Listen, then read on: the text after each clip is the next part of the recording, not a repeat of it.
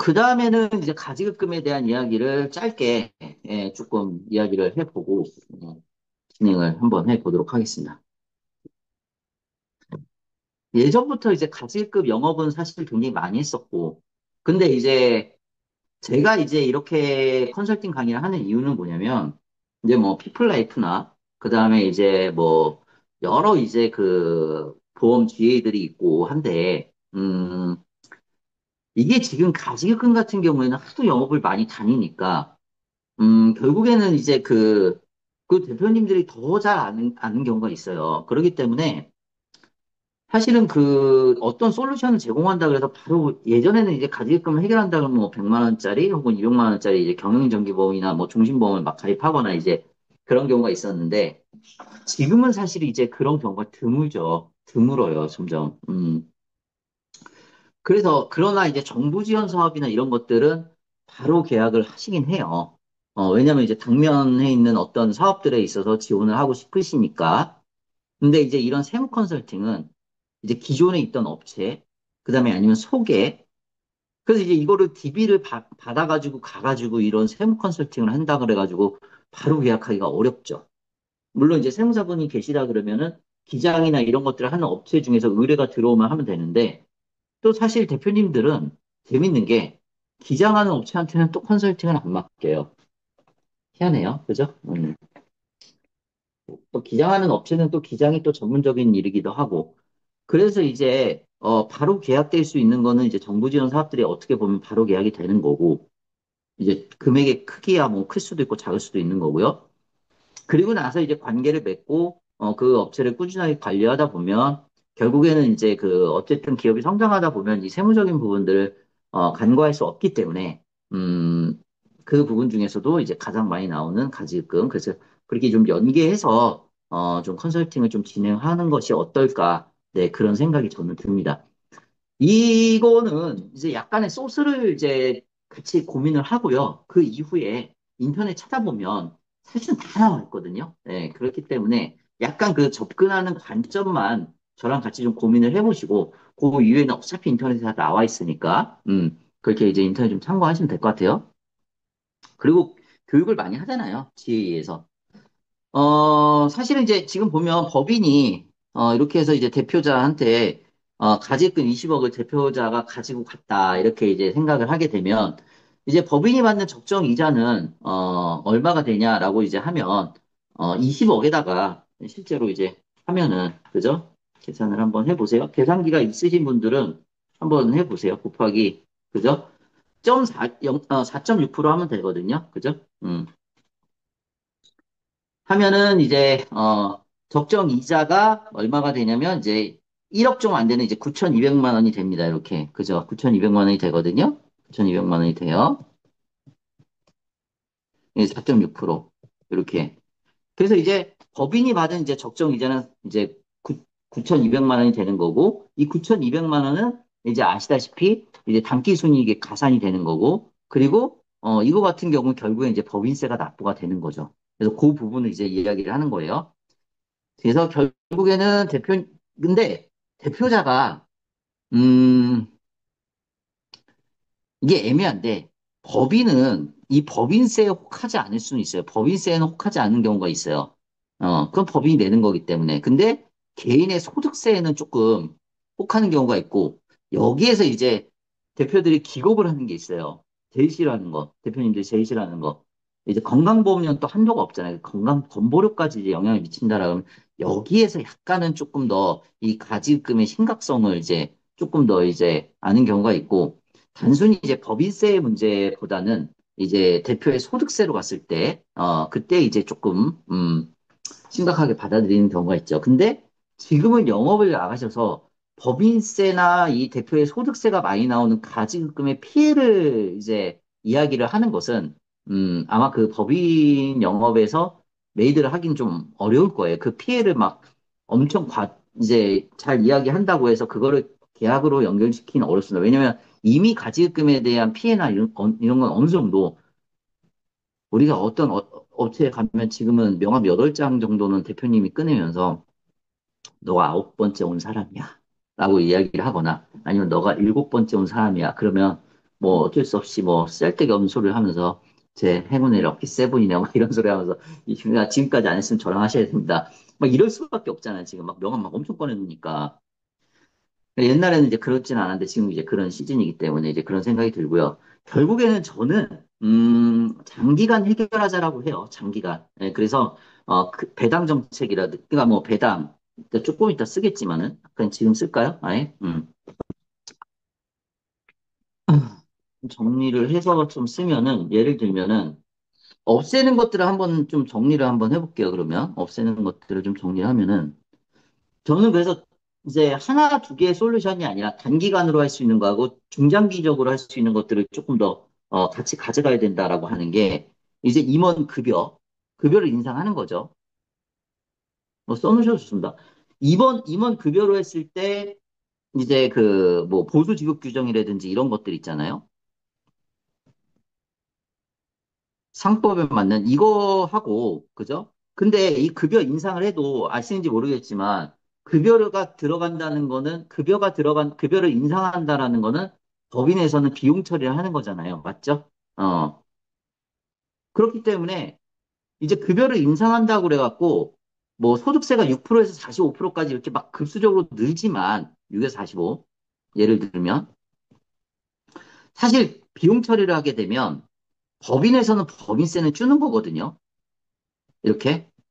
이런 식으로.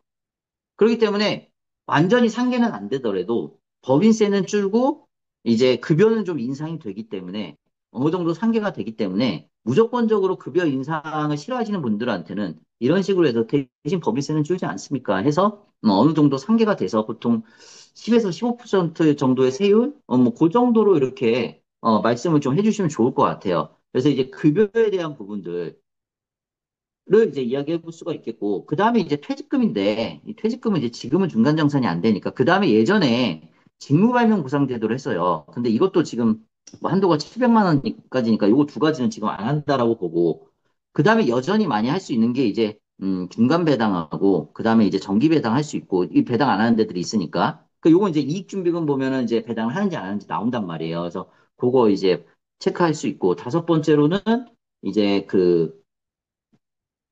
음, 저기, 지적재산권 활용이죠. 근데 요것도 예전에 많이 했는데, 하도 이제 그 예전에 그 피플라이프에서 했을 때, 막 3억 이상 받아버리니까, 이것도 이제, 최근에는 이제 3억 이내로, 2억 이내로, 1억 이내로 완전한 증빙을 갖추었을 때, 그때 하는 게 저도 맞다라고 보고요. 그 다음에 여섯 번째로는 뭐, 개인의 부동산 활용이 될 수 있죠. 개인 부동산 활용.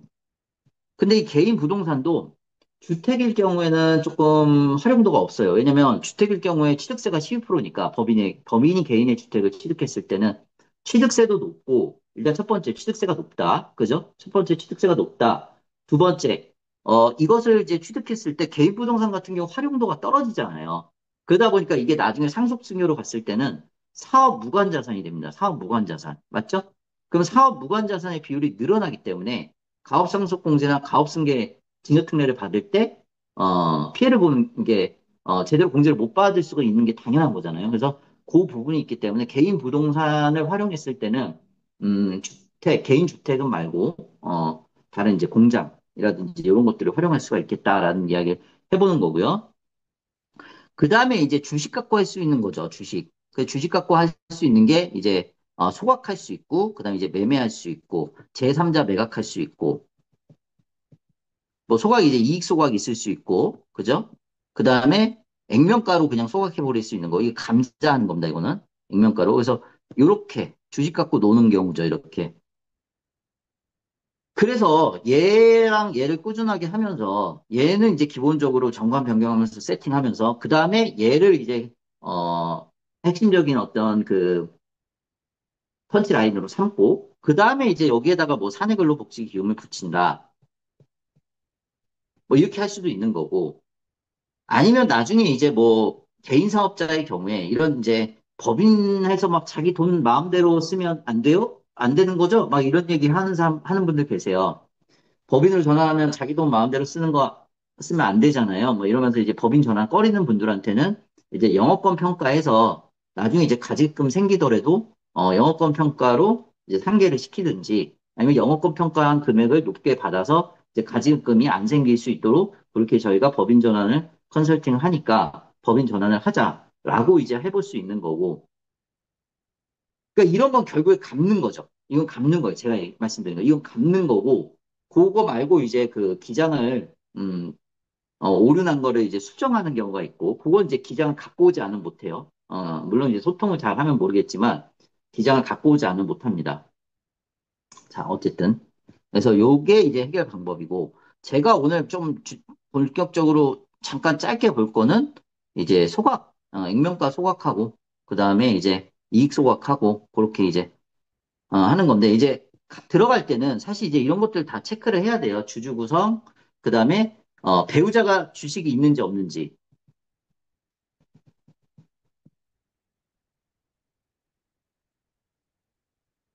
그 다음에 다른 보유법인이 있는지 없는지, 뭐, 그 다음에 급여가 얼마인지, 그 다음에 가지급금이 왜 발생을 했는지, 그 다음에 이게 매출 채권에 숨어 있는 건 아닌지, 뭐 이런 것들을 이제 다양하게 체크를 해야 되겠죠. 그래서 그런 체크리스트를 만들어 갖고, 이제 체크를 하게 하고, 그 다음에 이제 솔루션을 가져가는, 이제 그래서 이제 두 번, 세 번 방문을 해서 하게 되는, 네, 그런 이제 경우가 되는 거죠.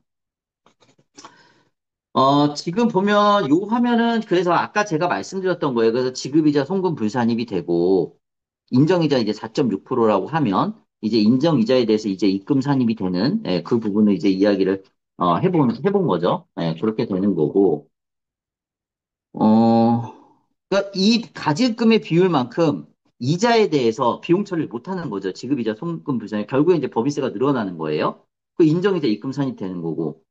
그 다음에 주주라면은 이제 결국에는 배당으로 봐서 주주라면 네, 주주면 예, 배당으로 보고 임직원이면 상여 처리가 되는 거죠. 이렇게 배당 소득세와 상여 처리가 돼서 결국에는 이게 종소세에 합산이 되고 결국엔 나중에 이제 건강보험료 예, 이렇게 된다라는 거에서 법인의 입장하고 대표자의 개인의 입장하고 둘 다 안 좋다. 뭐 이건 이제 좀 아시는 얘기고 그리고 나서 이제 그 가지급금이 결국에는 여기 지금 표 계산식을 하나 해놨는데 이제 사업 무관자산으로 잡힌다라는 거 아니에요. 사업 무관자산으로. 그래서 이제 그 부분이 이제 사업 무관자산으로 잡힌다. 그래서 이거는 그냥 요게 똑같으니까 가액하고 계산하면은 이제 1 마이너스 사업 무관자산 비율이 되겠죠. 이렇게. 요거는 한식이 뭐 그렇게 어렵지 않기 때문에 이렇게 해서 사업 무관 자산이 비율이 많을수록 이제 그 상속 증여에 있을 때 피해를 받을 수밖에 없다.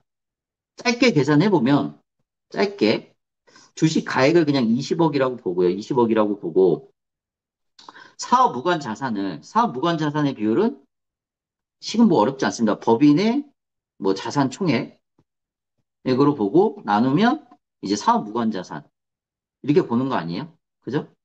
맞나? 네. 그렇게 해서 그냥 뭐 40억, 10억 하면은 이제 예를 들면 이제 이렇게 하면은 이제 25%잖아요. 25%. 그럼 이제 곱하기 하고 1 마이너스 이제 25% 하면은 이렇게 하면은 그죠? 0.75잖아요. 이렇게 하면 0.75고 곱하면 얼마 돼요? 25 곱하기 0.75 하면은 15억인가요? 이렇게 15억, 15억. 그러면 15억이니까 15억은 공제가 되는데 그죠? 5억은 5억은 공제가 안 되잖아요. 비율이. 이렇게 20억 중에서. 20억 중에서 15억은 정부의 그 가업승계 혜택을 받을 수가 있는데, 증여세 과세 특례. 얘는 5억은 안 되잖아요. 그럼 5억에 대해서는 세율이 이제 20%라 그러면 뭐 1억 가까운 세금을 낼 것이고, 15억에서는 10억을 공제받으면 5억이죠. 5억에 10%면 이제 5천이니까. 그죠? 뭐 그렇게 해서 결국에는 얘는 이제 15억에도 10억이라는 공제를 받고 5억에 대해서만 이제 세금을 내는 거고 얘는 5억에 대해서는 공제가 하나도 안, 얘는 10% 세율이에요. 10% 세율. 5억까지 공제, 5억까지 공제, 5억 이상은 10% 세율. 증여특례가 이렇게 5억까지 공제, 5억 이상은 10% 세율. 그러니까 15억에서 5억 공제 받으면 10억 공제죠. 15억에서 10억 공제 받으면 5억 남고 5억에 대해서 10%. 그럼 얘는 이제 5천이 되는 거고, 나머지 5억에 대해서는 20% 세율 때는 그냥 1억 되니까, 요 5억에 대해서는 1억의 세금을 내는데, 대략. 얘는 이제 15억에 대해서는 5천원의 세금을 내니까 사업 무관 자산의 비율이 높아지면 높아질수록 안 좋은 거죠. 이런 식으로. 그래서 가지급금이 결국에는 나중에는 상속징역까지 영향을 미친다 해서 그냥 스토리로, 이걸 다 계산하실 필요는 없다 그래도 스토리로 법인에는 이런 거, 개인소득은 건강보험, 그 다음에 나중에 상속징역까지. 그래서 모든 것에 다 문제가 따른다. 네, 이런 스토리로 이제 가시라는 거죠. 네. 그래서 이런 거 뭐 짧게 그냥 그 앞에서 계산을 해주셔도 좋을 것 같고, 아까 얘기했던 겁니다. 그래서 이제, 급여 인상에서 소득세 지금 뭐 이렇게 쭉 써놨어요. 그래서 배당으로 가지급금 잠깐만요. 정리하면은 말이 빨라지는데, 급여, 상법상 절차에 따라서 실행, 배당, 중간 배당하고, 그 다음에 이제 정기 배당, 그죠? 개인 부동산, 근데 주택의 경우에는 좀 별로, 그다음에 특허권 양도, 그 다음에 이제 주식 가지고 노는 거. 이게 이제 첫 번째 상환하는 거. 두 번째로는, 정기 오류 수정 손실이라 그래서 회계 처리를 다시 하는 거. 얘는 이제 기장을 갖고 오는 거. 아니면 기장 사무실하고 소통을 하는 거. 이 두 가지가 되겠죠. 그래서 중요한 거는 이제 요거. 요게 결국에는 펀치라인이 있고 단기간이라고 하죠. 단기간에 하고 그다음에 거액이라고 하죠. 거액으로 하고 얘를 조금씩 이렇게 같이 솔루션을 해서 세 가지에서 네 가지의 솔루션을 갖고 5년에서 10년간 이렇게 이제 진행을 해야 그런 로드맵을 세워야 이제 너한테 할게라고 이야기를 할 수가 있다라는 거죠. 그래서 한두 가지의 솔루션 갖고는 지금 어렵지 않나 그런 생각이 들어요. 이거는 이제 가지급금에 대해서 다른 건 뭐 다 아실 것 같아서 그냥 최근에 많이 하는 건 이제 이익 소각에 대해서 이제 하는 거고 그 다음에 이제 감자인데 이걸 이제 그 소각을 하게 되면 이제 그 감자 소각 뭐 액면가 소각 유상 감자죠 이게 유상 감자인데 이제 이거를 소각을 하게 되면 이제 그 뭐 액면가 소각이라고 해도 되고 액면가로 소각하면 그냥 이제 감자 소각 뭐 이런 이야기도 하는 거죠. 그래서 요거는 이제 자본금이 있을 때 그리고 얘는 자본금을 줄여도 될 때 얘는 자본금은 안 줄어요. 여기 보면 얘는 자본금은 불변이에요. 이렇게 얘는 감소가 되고 그래서 지금 이 감소가 됐을 때 이제 법정 자본금을 준비해야 되는 거 있잖아요. 뭐 종건사 같은 경우 예를 들면 뭐 1억 5천, 2억 5천 막 이런 거 실내건축업 이런 것들도 그렇고 그때는 이제 감자를 못 하겠죠. 그때는 이제 또 이익 소각을 해야 되는데 이익 소각은 이제 지금 소득의 출처가 분명히 귀속이 돼야 되기 때문에 실질과세에 의해서 소득의 출처가 분명히 귀속이 돼야 되기 때문에 현재 배우자가 주식이 없다라고 하면 이익 소각은 어려워요. 이익 소각은 일로 와서 짧게만 그냥 이야기를 하면은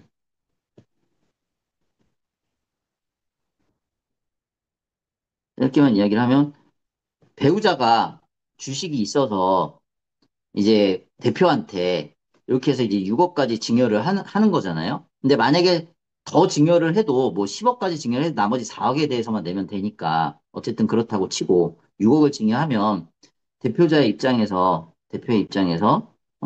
이 6억의 주식을 여기 이제 증여죠. 증여기 때문에 이제 세금은 안 나오죠. 6억까지 공제니까. 그리고 나서 얘 취득가액이 6억이니까 이걸 이제 소각을 하게 되면 6억 빼기 6억은 0이잖아요. 그러니까 이거에 대한 이제 세금은 없다 이거잖아요. 근데 배우자가 주식이 없으면 이게 안 되잖아요.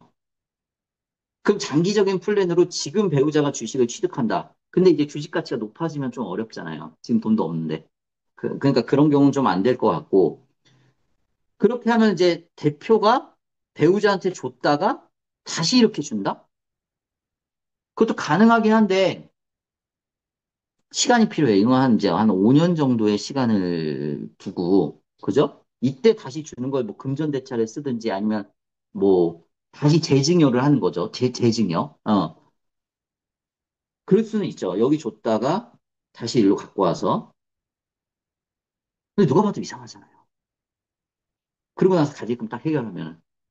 그러니까 이제 이런 거는 이제 좀 시간을 두고서 그리고 6억이나 이런 것들 증여했다면 한 1억 정도만 뭐 불가피하게 그렇게 해서 이제 재증여를 하든지, 뭐 그런 플랜을 짜야지, 배우자가 주식이 없는 상태에서 대표가 배우자한테 줘서 다시 그걸 받는다. 이건 좀 어려울 것 같아요. 지금은. 또 이제 세무조사 많이 나오니까. 그래서 이런 경우의 수를 보는 거죠. 그래서 이익 소각을 할 거냐, 감자를 할 거냐, 둘 다 부채 비율은 증가를 합니다. 이렇게. 그래서 이제 부채 비율이 얼마 정도를 했을 때 부채 비율이 어느 정도 증가를 하느냐, 뭐 이런 것들은 이제 시뮬레이션으로 이제 영업을 가셨을 때 이야기를 해보실 수는 있는 거고, 요건 이제 넘어갈게요. 그리고 이익 소각의 회계 처리 뭐 이렇게 해놓은 거는 역시 이거는 이제 그 잉여금에서 빠지는 거고, 그죠? 얘는 이제 자본금에서 빠지는 거기 때문에 그래서 이제 등기부등본을 보면 이익 소각을 한 경우에는 액면가의 발행주식 총수에서 그 자본 금액이 달라요. 그래서 그걸 보면 여기 이익 소각이 했구나라는 걸 이제 확인할 수가 있죠. 그래서 그런 거 이제 나중에 확인해 보시면 될 것 같고 이 감자에 따른 이익의 증여 이거는 뭘 해놓은 거냐면은 그래서 만약에 이제 이런 것들이 안 됐을 고 이제 그 예를 들어서 그냥 액면가로 소각을 하겠다. 액면가 소각을 하겠다. 그래서 법인의 자본금도 줄이고, 자본금도 줄이고, 실제로 이제 현금이 있는 경우가 해당이 되겠죠. 그래서 이렇게 했을 때, 소각을 실제로 액면가대로 하겠다. 혹은 뭐 액면가에서 약간 이제 감자 대가를 시가대로 지급하지 않겠다라고 했을 때, 이 세 가지 조건을 다 충족했을 때 이제 증여세가 나오는 거거든요. 그래서 주식 소유 지분율에 의한 불균등 감자일 것. 특수관계에 해당하는 대주주가 이익을 얻을 것, 그 다음에 여기 지금 보면은 이렇게 쭉 요 경우가 있어요. 근데 이게 이제 1인 주주일 때는, 1인 주주 100% 지분일 때는 요 경우에는 해당이 되지가 않습니다. 다 이렇게요. 그래서 1인 주주일 때는 최근에는 이제 그냥 액면가로 그냥 소각을 해버려서 가지금을 또 일부 해결을 하고, 그러니까 이것도 마찬가지. 소각도 액면가로 소각을 일부 하고, 액면가로 소각하고 감자 소각하는 거죠. 감자 소각하고 이익 소각은 안 된다라고 치면 감자 소각하고 일부는 배당하고 그 다음에 또 이제 해볼 수 있는 거는 요거 일부는 또 이제 보유 목적 자사주로 해갖고 양도하는 거지. 양도.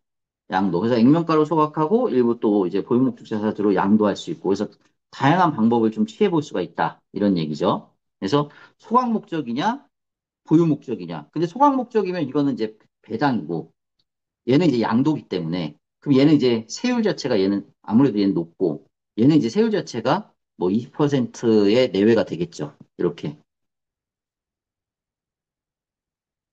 여기서 핵심은 뭐냐면 이제 가지급금을 해결할 때 대표자분들이 물론 이익 소각 같은 경우에 세금을 하나도 안 낼 수 있는 건 맞죠. 세금을 하나도 안 낼 수 있는 건 맞아요. 근데 항상 영업을 갔을 때 음, 너무 욕심을 내지 마시고, 대표님, 적어도 우리나라에서 45%까지 가는 뭐, 상속이나 누진세율 50%까지 가는 그 상황에서 20%, 그러니까 15%에서 20%의 세율을 가지고 어떤 문제를 해결할 수 있다면, 15%와 15%에서 20%의 세율을 갖고 해결할 수 있다면, 그거는 굉장히 좋은 컨설팅입니다라고 꼭 이야기를 해 주셔야 돼요. 왜냐면, 이렇게 다니다 보면, 정말 한 푼도 내지 않고 뭔가 문제를 해결하려고 해결할 수 있다라고 생각하시는 분이 가끔 있잖아요. 그럼 그럴 때는 그런 건 없다라고 얘기를 해주셔야 돼요. 그리고 15%에서 20%의 세율로 문제를 해결할 수 있다 그러면 굉장히 안전하고 굉장히 합리적인 컨설팅이라고 저는 이제 그렇게 이야기를 해요. 그래서 선생님들도 우리가 어쨌든 지식의 전달을 하는 건 아니잖아요. 물론 이제 지식의 공부를 해서 지식의 전달을 할 수도 있지만, 그거보다도 어쨌든 영업을 하시는 입장이라고 한다면, 그렇게 해서, 적절한 세율 안에서 합리적으로 문제를 해결해 주는 것이 리스크가 없는 절세 전략이다. 이렇게 이야기를 하고, 그거의 기준은 20%다라고 저는 이야기를 하거든요. 그래서 선생님들도 그 정도 기준으로. 근데 배당은 더 많이 나오니까, 보유 목적 자사주 취득은 이제 20%잖아요. 그래서 그런 걸로 한번 이제 이야기를 해주셔야 되지 않나, 네, 그런 생각이 들고, 보유 목적 자사주 취득에 요거 하나 계산을 한번 이제 간단하게 하고,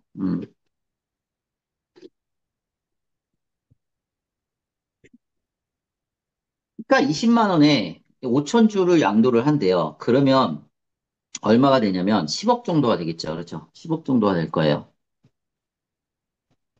10억 정도가 될 거고, 그리고 한 주당 만 원에 5천 주기 때문에 얘는 이제 5천만 원이 되겠죠. 이렇게 되는 거고, 그죠? 맞나요? 네, 5천만 원이 될 거고.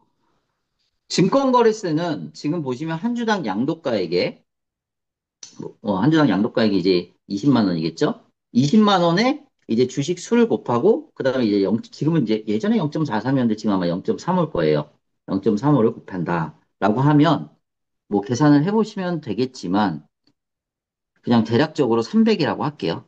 300. 300이라고 하고, 5천, 10억, 300. 계산해 보시면 돼요. 그냥 틀릴 수 있고. 기본 공제는 그냥 250만 원이라고 하고, 이건 맞아요. 이렇게 해서 이제 양도소득세를 계산을 해볼 수 있는 거죠. 양도소득세를. 해볼까요?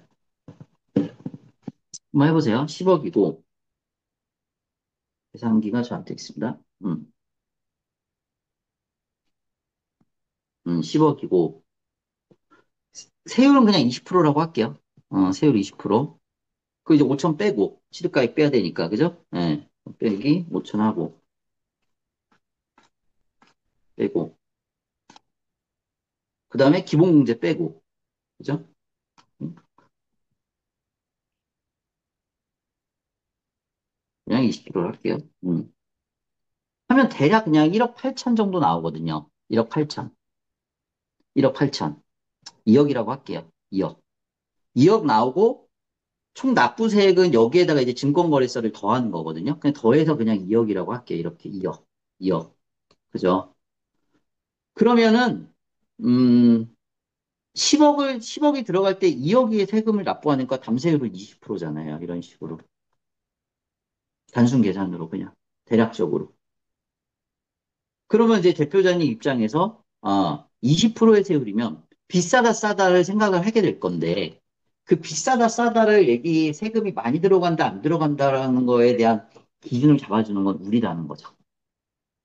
20%는 적은 세율입니다, 대표님. 종수세도 몇 프로를 내는데 이렇게 들어가셔야죠. 그 다음에 이 보유목적 자사주의 취득이 20%의 세율이 비싸다라고 하시면 이 자사주를 가지고 나중에 이제 그 사내근로복지기금에 출연을 하는 그래서 또다시 법인세를 절세하는 이제 그런 플랜으로 한 번 더 이제 장기적인 비전을 이야기해 볼 수도 있고요. 그죠? 네. 그렇게 함으로 인해서 어, 그리고 양도소득세는 그러니까 급여는 인상을 하지만은 이 양도소득에 대한 그 대표님들이 아까 제가 얘기했던 가장 무서워하는 어, 저기 뭐야 보험료 있잖아요. 그게 바로 뭐예요? 예, 건강보험료잖아요. 그래서 이 양도소득에 대한 건강보험료는 없잖아요.